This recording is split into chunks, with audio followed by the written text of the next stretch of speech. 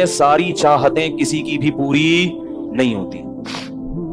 یہ تو ہو ہی نہیں سکتا کہ آپ جو چاہیں وہ ہو جائے. لوگ وزیر اعظم بنتے ہیں, جیل میں چلے جاتے ہیں. حقیقت ہے یہ. کہاں کہاں انسان پہنچتا ہے, پھانسی کے پھندوں پہ لٹک جاتے ہیں, اور معلوم نہیں کیا کیا ہوتا ہے. تو ساری چاہتیں نہیں پوری ہونے والی ہیں آپ کی. تو اب حل کیا ہے اس کا کہ بھئی ہر خواہش پوری کرو, یہ تو ہو نہیں سکتا. تو بھائی سمجھوتا کر لو. کیا خیال ہے؟ جب بھی کوئی مصیبت آئے پہلے تو کوشش کرو مصیبت نہ آئے. اپنی حماقتوں ایسی کام نہ کرو جس سے ٹینشن والا معاملہ پیدا ہو. میں نے بتایا تھا نا جمعے کے بیان میں, لڑکیوں سے دوستی لگانا, یہ چیزیں آپ کی ٹینشن میں اضافہ کریں گی, کمی نہیں کریں گی. حقیقت ہے یہ.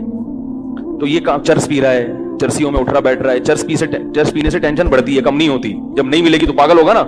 تو وہ کام, ایسے کام کرنا جس سے آپ غریب آدمی ہو لیکن رہنا اپنے مالداروں کے علاقے میں شروع کر دیا, اس سے ٹینشن بڑھے گی, احساس کمتری کا شکار ہو جاؤ گے. یار اس کے پاس بھی گاڑی, یار اس کے پاس کرولا, میرے پاس رکشا, خامخواہ. تو آپ کو چاہیے تھا کہ جب آپ رکشا ہے تو ایسے علاقے میں جاؤ جہاں سب کے پاس کیا ہے, رکشا ہے. دکان پکوڑوں کی ہے اور سوچیں کروڑوں کی. یہ خامخواہ میں لوگ ٹینشن میں آئے ہوئے ہیں. میں نے ڈیفنس کے لوگوں کو بھی ٹینشن میں دیکھا ہے. 1000 گز کا بنگلہ ہے, کروڑوں روپے کما رہے ہیں, مگر ٹینشن میں. یہ میں ہوائی باتیں نہیں کر رہا. لوگ آتے ہیں کیوں ٹینشن میں کہ پڑوسی کے پاس اس سے بھی زیادہ ہے. تو یہ ٹینشنیں قدرت کی طرف سے نہیں ہیں, یہ آپ کی اپنی پالی ہوئی ہیں. تو نبی حدیث میں نبی صلی اللہ علیہ وسلم نے فرمایا دنیا میں ہمیشہ اپنے سے کمتر کو دیکھو کہ یار میرے پاس رکشا ہے اور فلاں آدمی قسطوں پہ بھی رکشا خریدنے کی صلاحیت نہیں رکھتا. سڑکوں پہ فٹ پاتھوں پہ پڑے ہوئے ہیں. 3-4 دن پہلے صدر گیا میں تو دیکھا فٹ پاتھ پہ لوگ پڑے ہوئے ہیں. میں نے کہا یار یہ بھی لوگ ہیں, نہ گھر ہے نہ بال بچے. ایک کنوارے کا فون آیا, ایسے جیسے وہ نہیں ہوتی, کیا بولوں میں, ایسے طنز کر رہا تھا, کہہ رہے یار کوئی رشتہ ہی نہیں دیتا, یہ زندگی کوئی زندگی ہے. تو میں نے سوچا, میں نے کہا دیکھو وہ جو صدر میں فٹ پاتھ پہ پڑے ہوئے ہیں نا, ان کو کوئی دے گا رشتہ؟ میں نے کہا تمہیں ابا نے گھر میں رکھا ہوا ہے, روٹی پانی پنکھا سب مل رہا ہے, دعا کرتے ہیں اللہ کوئی انتظام کر دے. نہیں کر رہے تو ان لوگوں کو دیکھو جن کو روٹی پانی بھی نہیں مل رہا. تو اپنے سے کمتر کو دیکھا جائے دنیا کے معاملے میں, اس سے آپ احساس کمتری کا شکار نہیں ہوں گے. تو ٹینشن ختم کرنے کی ایک بہت بڑی ذریعہ یہ ہے کہ اگر پھر بھی کوئی مصیبت آ گئی تو تقدیر کا سوچا جائے کہ جو چیز مقدر میں ہے وہ ٹل نہیں سکتی. اور دنیا مسافر خانہ ہے, یہاں اگر ٹینشن ہے تو وہ بھی عارضی, یہاں کی خوشی بھی عارضی. ایک آدمی کے بچے بچھڑ گئے, طلاق ہوئی میاں بیوی میں, بیوی بچوں کو لے کے فرار. اب وہ میرے پاس آیا, ایسے بیچارہ, ظاہر ہے بچے تو یاد آتے ہیں, ایسے اس کی حالت خراب, سٹریس. میں نے کہا کیس کرو عدالت میں. کہہ رہے عدالت میں کیس سے کوئی فائدہ نہیں ہے, نہیں ملیں گے بچے. بہت میں نے حل بتایا, یہ کر لو, تمام حل ناکام. میں نے کہا پھر یوں کرو, کیا کرو, مٹی ڈال. میں نے کہا ڈاکٹر عافیہ صدیقہ کا سوچو, وہ عورت ہے, جیل میں ہے, اپنے بچوں سے دور ہے, مزید اولاد بھی نہیں ہو سکتے اس کے. تو میں نے کہا تمہارا اگر تمہیں جیل میں ڈال دیا جائے نا ابھی تو تم کہو گے چلو بچے نہ ملے لیکن جیل سے تو باہر آؤں, یہی سوچو گے نا. اس کا سوچو کہ وہ ایک عورت ذات ہے, کئی سالوں سے جیل کے اندر پڑی ہوئی ہے, اور عورت کے لیے بچوں سے جدائی وہ بہت زیادہ مشکل ہے, مرد تو برداشت کر لیتا ہے. تو میں نے کہا اب جو چیز بس میں نہیں ہے اس پہ غم کرنا فضول, مٹی ڈالو ایسے, اور شادی کرو اور مزید نئے بچے پیدا کرو. جب ادھر دوسری اولاد آئے گی تو ادھر سے ذہن آپ کا ہٹ جائے گا. کہتے ہیں لوگ تانے دیں گے, بچوں کو بھول گیا. میں نے کہا لوگوں کے پاس فالتو ٹائم بہت ہے, ٹھیک ہے نا, وہ تانے دیتے رہیں گے, لوگوں کے تانوں کی پرواہ مت. جب ایک چیز آپ کے بس میں نہیں ہے تو اس پہ سوچنا کیسا. یہ بھی ایک بہت بڑا نسخہ ہے سکون کا کہ جو چیز آپ کے اختیار میں نہیں ہے اس کے بارے میں سوچنا بند کر دو. دیکھو نوح علیہ الصلوۃ والسلام اپنے بیٹے کی ساری زندگی تربیت کرتے رہے مگر وہ کافر نکلا. آخری وقت میں نوح علیہ السلام کو اپنے بیٹے پر کتنا پیار آیا کہ میری کشتی میں سوار ہو جا. بیٹا کہتا ہے سآوی الی جبل یعصمنی من الماء, میں پہاڑ پہ چڑھ جاؤں گا جو مجھے پانی سے بچا لے گا. پیغمبر کو اپنی اولاد سے بہت محبت ہوتی ہے, بہت زیادہ ہے, جیسے یعقوب علیہ السلام کو تھی نا اپنے بیٹے سے. کتنا درد ہوگا اس وقت نوح علیہ السلام کے دل میں, کیسے تڑپ رہے ہوں گے.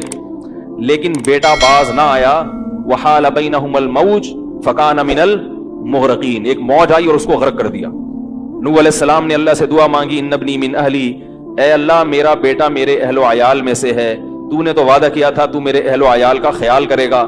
اللہ نے کیا فرمایا, انہ لیس من اہلک, یہ تیرے اہل میں سے نہیں ہے, اس کا عمل ٹھیک نہیں ہے. فلا تسألنی ما لیس لک بہ علم، دوبارہ یہ سوال مجھ سے مت کرنا. اب یہ نہیں کہ نوح علیہ السلام بیٹھ گئے اور یہ کیا ہو گیا اور اب سوچیں یہ تو بس نوح علیہ السلام نے فوراً استغفار کیا. اعوذ بک ان اسألک ما لیس لی بہ علم، اے اللہ میں تجھ سے پناہ مانگتا ہوں ایسی چیز کی، میں تجھ سے ایسا سوال کروں جس کی دلیل میرے پاس نہیں. بس بھول گئے. اب یہ تھوڑی کہ روتے رہیں بیٹھ کے، بھئی جو چیز بس میں نہیں ہے چھوڑ دو. تو ہم بہت ساری چیزوں کی ٹینشن لیتے ہیں جو ہمارے اختیار میں نہیں ہے. پیٹرول مہنگا ہو رہا ہے، بیٹھ کے خام میں پریشان ہے. بھائی تم سے پوچھ کے تھوڑی مہنگا ہوا ہے. غم کرنے سے اگر وہ سستا ہو جائے تو رو. میرے پاس تھی کاواساکی جی ٹی او 125. آپ کو پتا ہے کیا بائک تھی وہ؟ ہم نے بھی بڑے شوق پالے ہیں ایک زمانے میں. میں اس میں پیٹرول ٹھیک ٹھاک ڈلتا تھا. اب جب پیٹرول مہنگا ہوتا تو سب سے زیادہ متاثر میں ہوتا تھا اس سے. 50 والوں کو کچھ نہیں ہوتا تھا. تو میں ایک دفعہ پیٹرول پمپ گیا، میں نے پیٹرول ڈلوایا اس میں، تو اس نے کہا وہ 5 روپے پر لیٹر بڑھ گیا ہے. مجھے بڑا غصہ آیا. میں نے ساتھ والے سے کہا، میں نے کہا یار یہ کیا مذاق ہے یار، ہر تھوڑے دن کے بعد 5 روپے بڑھ رہا ہے.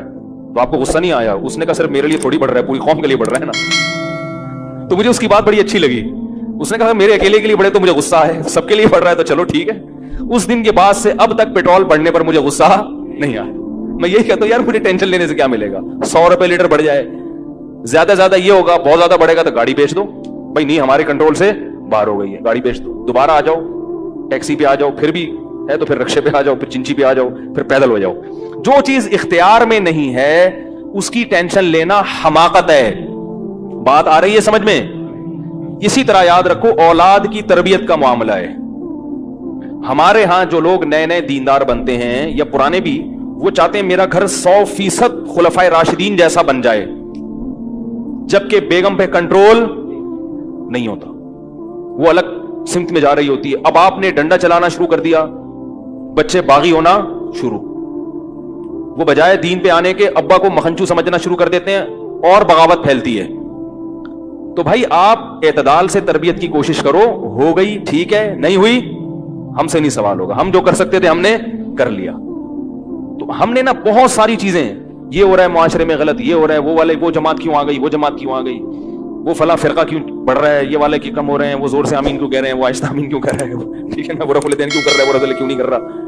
میرا ایک اصول ہے، میں جب کسی ٹاپک پر بیان کرتا ہوں تو مجھے جب بھی کوئی ایسے اختلافی مسائل پر بیان ہوتا ہے نا، تو اکثر لوگوں کے پھر واٹس ایپ پہ میسج آنا شروع ہوتے ہیں، آپ نے جو یہ بیان کیا اس میں یہ والی بات، حالانکہ اس بات کا جواب اس میں موجود ہوتا ہے. تو میں پھر مزید جواب نہیں دیتا، میں کہتا ہوں پورا بیان سنیں. وہ پھر جواب بھیجتے ہیں کہ ہم نے پورا بیان سنا ہے. میں کہتا ہوں دوبارہ سنیں.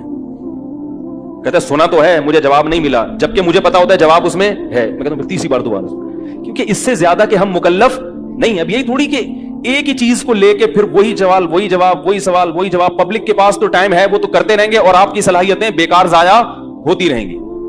بھائی ہم نے ایک ٹاپک پر بات کی، پورا کور کیا اس کو، مجھے اچھی طرح معلوم ہے آپ کے ان تمام سوالات کا جواب اس میں موجود ہے. اب بار بار سوال کرو گے تو ہم نئے سرے سے جواب دے کے ٹائم ضائع. یہ ٹینشن ہے خام خواہ کی کیوں پالیں؟ ٹینشن پتہ ہے کیا ہوتی ہے؟ ٹینشن یہ ہوتی ہے کہ یار اتنی تفصیل سے میں نے بیان کیا پھر بھی لوگوں کی سمجھ میں نہیں آ رہا، ہائے یہ کیا یار، یہ کیا. اس سے آپ خام خواہ میں آپ کے سر کے بال غائب ہوتے رہیں گے. تو ہم یہی کہیں گے اے اللہ ہم سے جو ہو سکا تھا ہم نے کر دیا. اب سمجھ میں آنا سمجھانا کس کے بس میں ہے؟ اللہ کے بس. نبی کی بات سب کی سمجھ میں نہیں آئی، اور اللہ تعالیٰ نے نبی کو کتنی تسلی دی ہے قرآن میں. نبی کو بار بار کہا کہ آپ جو سمجھا رہے ہیں پھر بھی یہ نہیں سمجھ رہے تو ٹینشن نہ لیں. کیوں؟ نبی کو اگر زیادہ ٹینشن ہوگی تو کام کون کرے گا؟ قرآن میں سینکڑوں آیتیں ہیں جو صرف تسلی پر مبنی ہیں، جن میں نبی کو کیا دی جا رہی ہے؟ تسلی. لعلک باخع نفسک علی آثارہم، کہیں ایسا نہ ہو کہ ان کی ہدایت کے پیچھے آپ کی جان ہی ہلاک ہو جائے، یعنی غم سے. کیونکہ نبی صلی اللہ علیہ وسلم حیران ہوتے تھے کہ ان کو میں نے معجزے بھی دکھا دیے اور میں نے بتایا کہ یہ بت ہیں جن جو نہ سن سکتے ہیں، نہ دیکھ سکتے ہیں، نہ بول سکتے ہیں، ہر طرح سے سمجھا دیا، ٹھیک ہے. اور میری 40 سالہ زندگی بھی انہوں نے دیکھی کہ زندگی میں کبھی میں نے جھوٹ نہیں بولا، امین اور صادق مشہور ہوں. اور یہ پیغمبروں کا انتظار بھی کر رہے تھے کہ ایک نبی آنے والا ہے. سب چیزیں ہو گئیں پھر بھی نہیں مان رہے، تو ٹینشن تو ہوتی ہے نا. تو قرآن نبی کو کیا کہہ رہا ہے کہ مزید ٹینشن لیں؟ نہ قرآن ٹینشن کیا کر رہا ہے؟ کام. نہ ٹینشن نہ لیں، ٹینشن نہ لیں. ما انت علیہم بمسیطر، آپ ان پر نگہبان نہیں ہیں، داروغہ نہیں ہیں، گن پوائنٹ پہ نہیں لائیں گے آپ کسی کو. آپ سے سوال نہیں ہوگا. آپ بلغ ما انزل الیک من ربک، آپ کا کام ہے پہنچانا. यहां तक कि अपने सगे चचा ईमान नहीं लेकर आ रहे, जिन्होंने आपको पाला बचपन से। चलो वो तो दुश्मन थे, वो ईमान ना लाए तो इंसान सब्र करता है, ये तो दुश्मन है। अपने सगे चचा जिन्होंने बचपन में पाला, कफालत की आपकी, 3 साल रसूलुल्लाह सल्लल्लाहु अलैहि वसल्लम का बाइकॉट किया है कुरैश ने, खाना पीना बंद कर दिया, शुआबे अबी तालिब की घाटी में बंद कर दिया बनी हाशिम को, कि इनका 3 साल तक कोई लिंक नहीं होगा इनसे, ताकि ये रुजू करें अपने दीन से। अबू तालिब भी आप सल्लल्लाहु अलैहि वसल्लम के साथ उस घाटी में बंद हुए, ईमान नहीं लाए मगर अपने भतीजे का साथ दिया। इतने अच्छे चचा लेकिन ईमान नहीं लाए। कैसा नबी का दिल कुड़ता होगा, होगा कि नहीं होगा? मौत के वक्त आके नबी ने कहा कि एक दफा कलमा पढ़ लें, ताकि क़यामत के दिन आपकी बख्शिश कर सकूं, सिफारिश कर सकूं, आपकी अल्लाह से बख्शिश की दुआ कर सकूं। कैसा दिल मचलता होगा ना।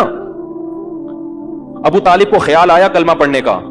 कुरैश के जो सरदार थे उन्होंने अबू तालिब को देखना शुरू कर दिया कि कलमा, कितना गुस्सा आया होगा नबी को उन सरदारों पे कि मेरा चचा जिसने मेरी इतनी कफालत की, मुझसे इतनी मोहब्बत की, आज वो मेरे सामने जहन्नम की आग में दाखिल हो रहा है और ये कमबख्त खड़े हुए उसको वरगला रहे हैं। अबू तालिब ने चंद अशार गए कि अगर मुझे ये डर ना होता कि अरब कहेंगे कि सारी जिंदगी इस्लाम नहीं लाया, मौत के वक्त मौत के डर से बाप दादा का दीन छोड़ दिया, ये डर ना होता तो आए मोहम्मद आज मैं तेरी आंखें कलमा पढ़ के ठंडी कर देता। लेकिन इसको उन्होंने गैरत का मसला बना लिया कि मैं मरूंगा तो सरदार कहेंगे कि ये एक जबान वाला नहीं है। जबान तब्दील कर ली इन्होंने, करना था तो पहले ही मान लाता ना, अब क्यों? और वलक़द अलिमतु बिअन्न दीन मुहम्मदिन मिन खैरि अदियानिल बरियति कुल्लिहा, मुझे यकीन है कि मोहम्मद जो मेरा भतीजा दीन लेकर आया है तमाम दुनिया के दीनों में सबसे अफजल है। लौलल हिदारु लौलल मलामतु औ हिदारु मसब्बतिन, अगर मलामत का खौफ या लोगों के बुरे भले कहने का खौफ ना होता तो आज मैं अपने भतीजे की आंखें ठंडी कर देता। कैसा दिल कुड़ा होगा मेरे भाई, कैसा, जिसको जहन्नम की आग का यकीन है और उनको मालूम है कि मेरा चचा जहन्नम की आग में दाखिल होने वाला है, कैसा तड़प रहे होंगे।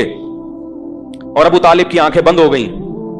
नबी सल्लल्लाहु अलैहि वसल्लम इतने गमजदा हुए, अल्लाह ने फिर क्या दी? तसल्ली की आयतें कि टेंशन ना लो।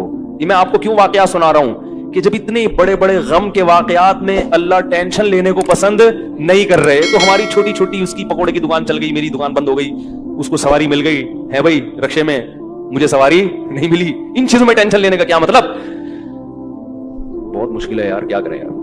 हमारी टेंशन यही होती है ना यार, सेटिंग वहां चल रही थी, अब्बा ने रिश्ता वहां तय कर दिया, ये कोई टेंशन की चीज है? टेंशन तो वो है जो नबी को हुई थी, यही टेंशन है आजकल। तो नबी को किस कदर गम हुआ होगा, गैरत भी है नबी में, हया भी है, मोहब्बत भी है, लेकिन अल्लाह क्या कह रहे हैं? टेंशन ना लें। क्यों? वही उसूल जो मैंने आपको बयान किया कि जो चीज इख्तियार में नहीं है उस पर टेंशन नहीं लेनी चाहिए। इन्नका ला तहदी, आयतें नाजिल हुई, मन अहबबता वलाकिन्नल्लाह यहदी मन यशा, ए मोहम्मद जिससे आप मोहब्बत करते हैं उसको हिदायत देने के मालिक नहीं है। मोहब्बत अलग चीज है, हिदायत हमारे हाथ में है, आपके हाथ में नहीं है। अब अगर नबी उसी गम को लेकर बैठे रहते तो कहां से दावत और तबलीग का काम होता? आप सल्लल्लाहु अलैहि वसल्लम से हजरत आयशा ने पूछा कि अबू तालिब जो इतनी खिदमत करता था आपकी, करते थे और इतना कुछ उन्होंने किया, क्या ये नेकियां क़यामत के दिन काम आएंगी? आपने फरमाया हाँ।